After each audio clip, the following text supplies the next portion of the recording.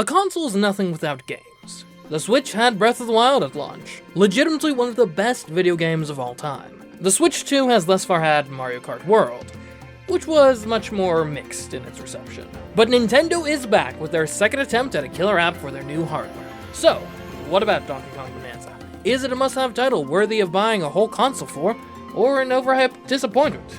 Perhaps something in between? Well, I've got some thoughts on the matter, so let's dig into them. So what is Donkey Kong Bananza, fundamentally? It's a 3D platform with heavy emphasis on digging. You play as Donkey Kong with a very destructive base moveset. You can run, jump, roll, the usual, but you can also punch, which in this game is not just for combat. That's because most terrain in this game is destructible and can be destroyed with punches. This digging mechanic is very satisfying to engage with. I'm not normally a particularly destructive person, but tearing through these landscapes and digging up the gold within, it's just inherently fun in the same way jumping around and merely moving in Super Mario 64 was back in the day. And it's smoothly implemented. You have a button to punch normally, then separate ones for punching up and down. Add to that the very intuitive Breath of the Wild-esque climbing mechanic, and strip mining the earth feels like second nature almost immediately. If there's one blemish in this collection of systems, it's the camera.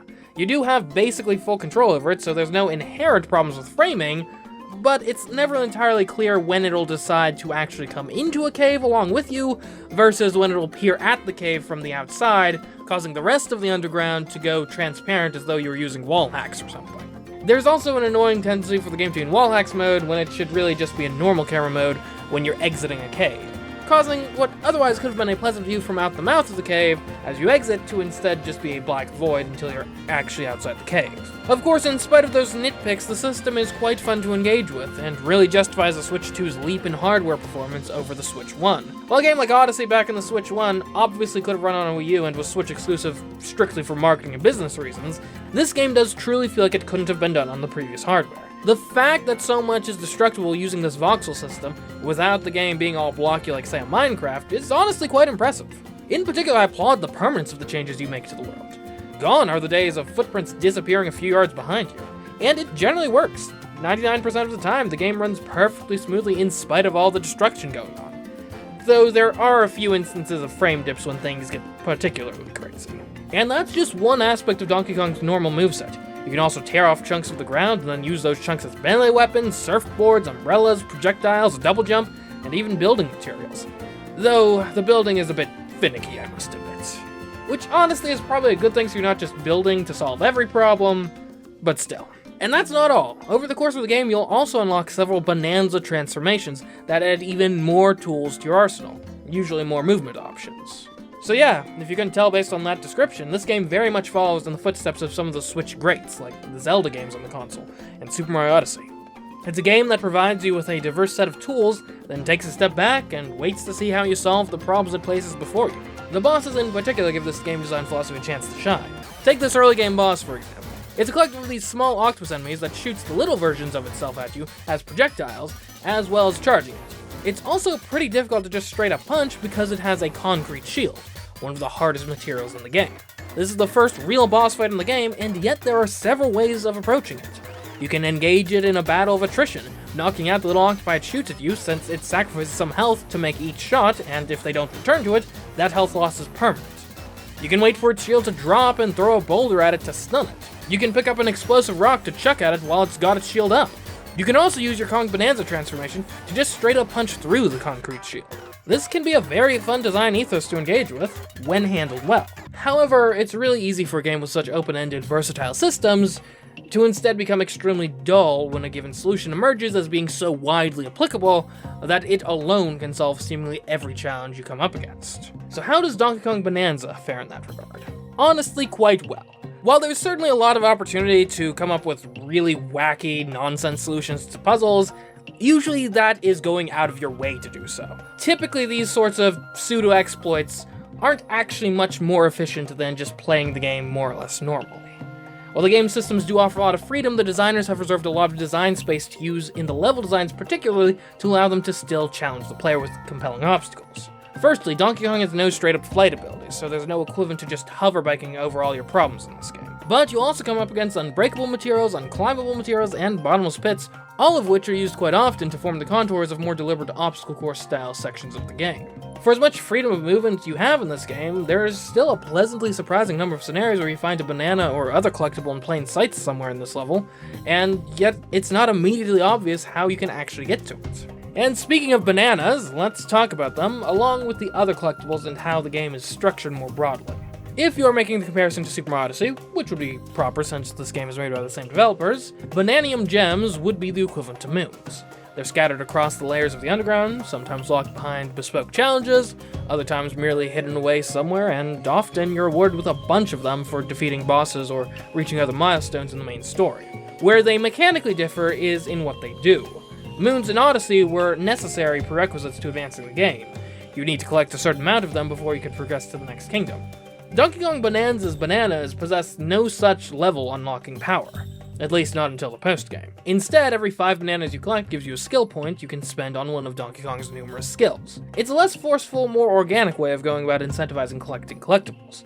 And I think it works quite well. Is there a risk that some players may ignore the bananas altogether since they aren't required to beat the game?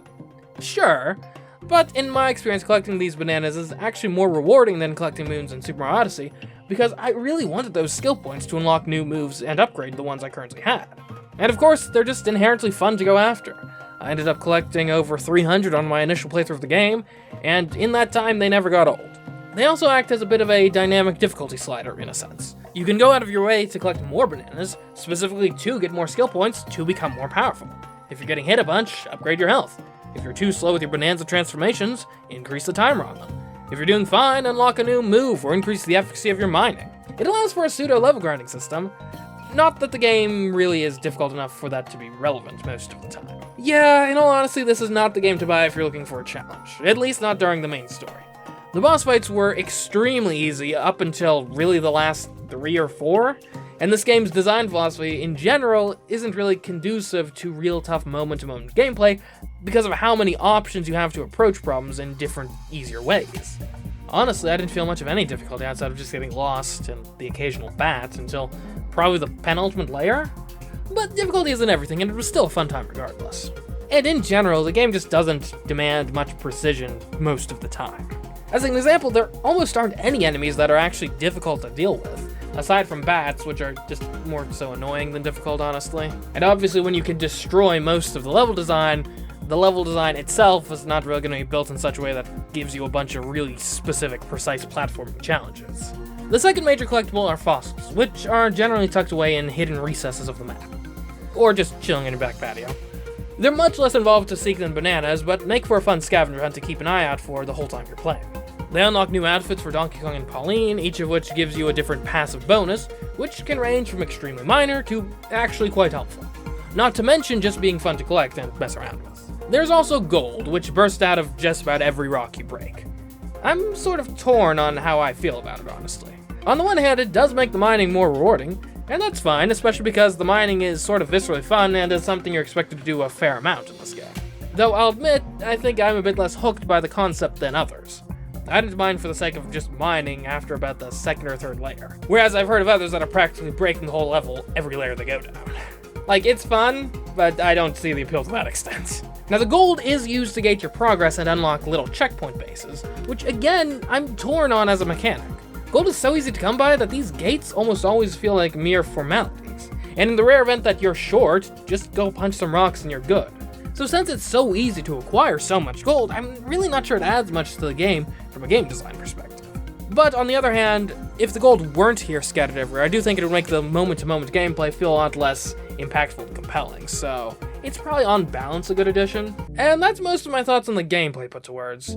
Visually the game looks nice, and Donkey Kong's new design has certainly grown on me, but it's nothing all too beautiful or impressive, especially compared to other games this year. The music is generally understated, especially as compared to previous Donkey Kong or Mario games. To put it in a pithy comparison, musically this is sort of the Breath of the Wild of the Donkey Kong series. I personally like that, though if you like more bombastic tracks, this game doesn't engage with them as much. The main exception to that would be the Pauline songs, which are certainly a highlight of the score. And speaking of Pauline, she's actually quite relevant in this game. Her character is basically the cornerstone of the tone of the story, as well as being the principal hook behind the intro. And I'd say she more than lives up to both roles. If you consider Bananza as sort of being a 3D Mario platformer, or at least adjacent, Pauline is the best companion character by far in any of those games. and it's not even close. She has a fun personality that you get to see in action as she comments about a lot of the happenings in the game, especially at your getaways, with full voice acting, mind you. I think Pauline might actually be the only character in the game with any voice lines at all, but as I recall, I think all of her lines are voiced, which is certainly a pleasant surprise coming from Nintendo. And Jenny Kid does a great job of telling around the character, and importantly, her friendship with DK, despite this being her first credited role according to IMDb. I also appreciate that Pauline gets a simple but pleasant and relatable character arc over the course of the game. Additionally, Voidco, I'd say, is at least a bit of an upgrade over the previous couple Donkey Kong games in terms of villains. Now don't get me wrong, Donkey Kong Bonanza certainly isn't winning any awards for its writing, but it definitely has the strongest narrative of any Mario or Donkey Kong platformer. Which I know isn't saying much, but still, it was a pleasant surprise. Now in terms of the intrigue, if you know Donkey Kong lore, Pauline's presence in this game raises a lot of questions just inherently. Questions this game certainly leans into early on. Now, the big question, though, is are they actually answered satisfactorily by the end of the game? So as not to spoil anything, your mileage may vary. There are certainly hints and implications that lead, I'd say, pretty clearly to certain answers, but the game, at least by the time you roll credits, never unambiguously addresses and answers the questions, which may leave you unsatisfied. And before we end this review, let's quickly address the end of the game, again without spoilers. The final boss fight sequence is fun, bombastic, and a sharp increase in difficulty compared to the rest of the game. It was a delightful way to end the game, and there are a couple other sequences towards the end of the game that really feel like the developers were finally letting loose and allowing the game to reach its full potential. If you aren't quite sold by the opening of the game, be assured that this is a game that certainly ends stronger than it starts. And yeah, that's Donkey Kong Bonanza. The game is just straight fun in that classic gameplay before all else Nintendo style. I'd say if you consider Super Mario Odyssey to be one of the better Mario platformers, then you'll probably love this game. I'd say it's even a bit better than Odyssey, personally. But whether that's enough to buy a whole console for it, well, that's up to you. I will say it's one of the strongest 3D platformers released in recent years, but it is distinctly an open-world collectathon style platformer. If you prefer linear, tighter challenges, it may not move the needle as much for you as it might for others. I mean, honestly, I'd be hesitant to recommend anyone buy a $450 console just for the sake of playing one game, but Donkey Kong Bonanza is a strong start to the argument. And certainly once you've actually tipped over the edge and bought a Switch 2, this is certainly a game I would recommend you experience. And hey, if you prefer more linear platformers, Kirby and the Forgotten Land is getting some new content for the Switch 2 soon, so that may scratch that edge. We'll certainly be covering it here at the very least in a few weeks, so keep an eye out for that. But anyways, I hope you found this video helpful and or entertaining. If you did, be sure to subscribe, because we've got more Donkey Kong Bonanza videos coming out soon, such as a challenge video, perhaps, as well as general Switch 2 coverage. All that is made possible thanks in part to my patrons who got to see this video early, like these fine folks on screen, especially my $15 tier patrons, Alex Octoling and Ashford Says. But anyways, until next time, I've been CMeeCraft and I'll catch you in the next video. Goodbye.